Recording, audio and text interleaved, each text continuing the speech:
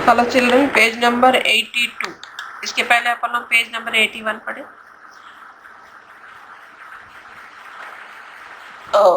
तातारा और वामिरो की प्रेम संबंध कैसा है?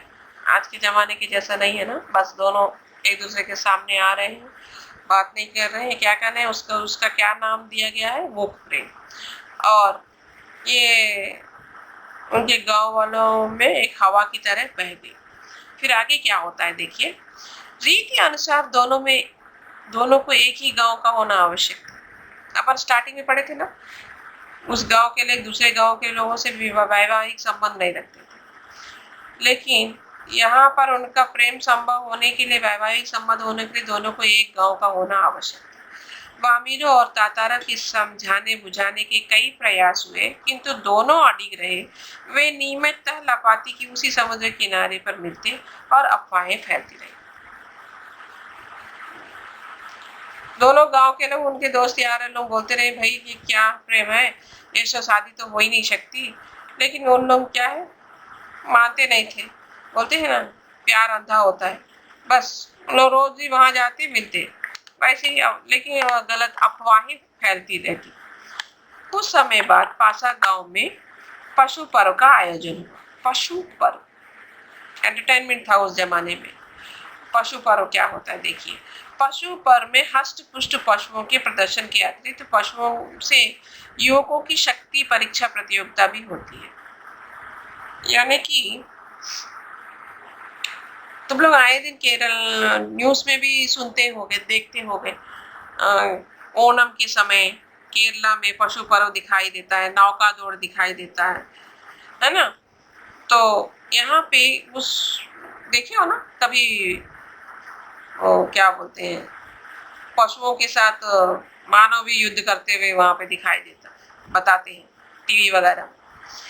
तो वैसे ही ये गांव का रिवाज है, फेस्टिवल है। वहाँ लोग अपना शक्तियों का प्रदर्शन इस तरह से करते हैं। वर्ष में एक बार सभी गांव के लोग हिस्सा लेते हैं। बाद में नृत्य, संगीत और भोजन का भी आयोजन होता है। शाम के सभी लोग पासा में एकत्रित होने लगे। पासा उस गांव का नाम है। धीरे धीरे विभिन्न कार्यक्रम शुरू हुए। तातारा का मन इन कार्यक्रमों में तनिक भी न था। उसकी व्याकुल आंखें वामिरों को ढूंढने में व्यस्त थी। भाई तातारा बगल वाले गांव का था ना, उनको भी इनवाइट किया गया था और वो उस गांव में एक अतिथि के रूप में थे। वामिरों को ढूंढने में व्यस्त थी। नारियल के झुंड के एक पेड़ के पीछे उसे जैसे कोई झांकता दिखा। उसने थोड़ा और करीब जाकर पहचानने की चेष्टा की। वह वामिरो थी जो भयवश सामने आने में झिझक रही थी। उसकी आंखें तरल थी, होठ कांप रहे थे। तातारा को देखते ही वह फूट फूट कर रोने लगी। समझ सकते हो तुम लोग यहाँ पर इसकी मनोवेदना क्या हो सकती है। यानी कि वो खुल के मिल भी नहीं सकती, बोल भी नहीं सकती, इसलिए वो रोने लगी बेचारी। तातारा विहल हुआ। उसके कुछ बोलते ही नहीं बन रहा था। रोने की आवाज लेकर ऊंची होती जा रही थी। अब वो तातारा कैसे उसको समझाए, उसके पहले कभी बोला भी नहीं था ना। तातारा किंकरता में मूड में था, यानी कि वो क्या करे, अनजान, कुछ भी समझ में ना आ पाना ये शब्द का अर्थ है। वामिरों की रुदन स्वरों को सुनकर उसकी माँ वहां पहुंची और दोनों को देखकर आग बबूला हो उठी कि पंडरलैंड, यानी कि अत्यधिक गुस्सा। तातारा और वामिरो को एक दूसरे के करीब में देखकर उसकी माँ बहुत आग बबूला हो उठी, यानी कि बहुत गुस्सा हो गई। सारे गांव वालों की उपस्थिति में यह दृश्य उसे अपमानजनक लगा। गांव वालों के सामने उनके लिए इंसल्ट है ना, एक जवान लड़की और उस जमाने में इस तरह से उन लोग मिल रहे हैं, जबकि उनके गांव वालों में एक दूसरे से मिलना तो क्या, बात करना भी पाबंदी था। इस बीच गांव के कुछ लोगों भी वहां पहुंच गए। वामिरों की मां क्रोध में उफन उठी। उसने तातारा की तरह तरह की अपमानित किया। गांव के लोग भी तातारा के विरोध में आवाज उठाने लगे। यह तातारा के लिए असहनीय था। देखे ना, तातारा कोई भी गलत काम करता है, देखो तातारा पर ये सारी बातें, उसके कितना अच्छा है। उसके पहले अपन क्या पढ़े तातारा का कैरेक्टर के बारे में, चरित्र के बारे में। इसके पहले अपन क्या पढ़े कि वो एक बहुत ही अच्छा युवक था ना, दूसरों के गांव वालों की भी मदद करता था। लेकिन अभी स्थिति बिल्कुल विपरीत हो गई है। तातारा के लिए असहनीय था, यानी कि वो सहन कर नहीं सका था, क्योंकि गांव के सभी लोग यहाँ पर तातारा का विरोध कर रहे थे। वामीरो अब भी रोए जा रही थी। तातारा भी गुस्से में भर उठा। उसे जहाँ विवाह की निषेध परंपरा पर क्षोभ था, वहीं अपनी असहायता की खींच तामीरों के दुख उसे और गहरा कर रहा था। यानी कि उस गांव का जो रीति रिवाज था वो उसको, उस बात का उसे दुख था ही, और ऊपर से उसकी प्रेमिका का इस तरह से रोना वो और बर्दाश्त नहीं कर पा रहा था। उसे मालूम न था कि क्या कदम उठाना चाहिए। अनायास उसका हाथ तलवार की मूड़ पर जा टिका। यानी तो हमेशा अपने कमर में एक तलवार बांधे रहता था ना, इसके पहले अपन पढ़े थे ना। उसकी तलवार में एक अद्वितीय दैवी शक्ति है। देखो उस शक्ति को, उस तलवार का किस तरह से प्रयोग कर रहा है, ध्यान से सुनिए। क्रोध में उसने तलवार निकाली और खुद विचार करता रहा। क्रोध लगातार अग्नि की तरह बढ़ रहा था। लोग साहस उठे, एक सन्नाटा सा खींच गया। जब कोई राह न सूझी तो क्रोध का शमन करने के लिए उसमें शक्ति भर उसमें धरती में खोप लिया और ताकत से उसे खींचने लगा। वह पसीने से नहा उठा। सब घबराए हुए थे।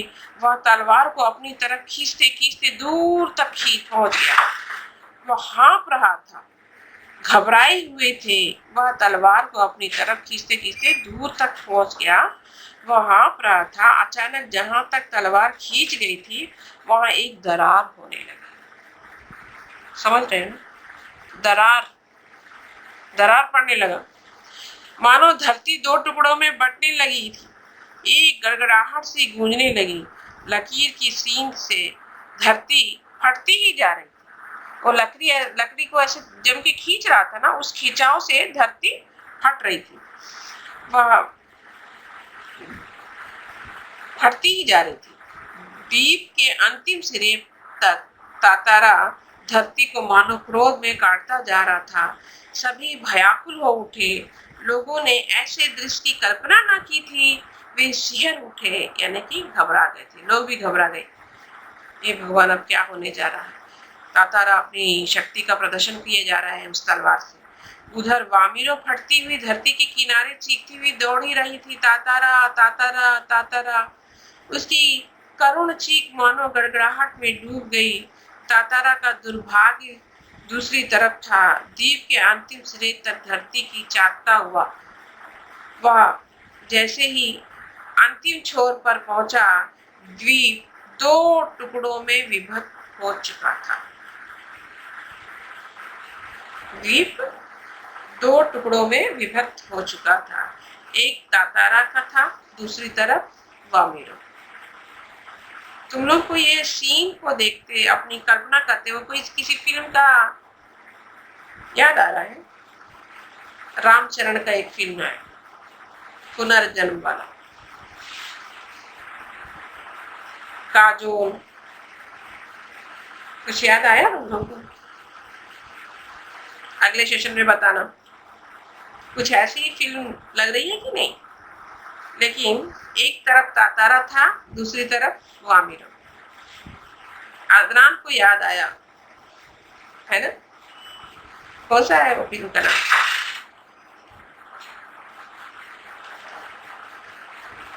अरे दिन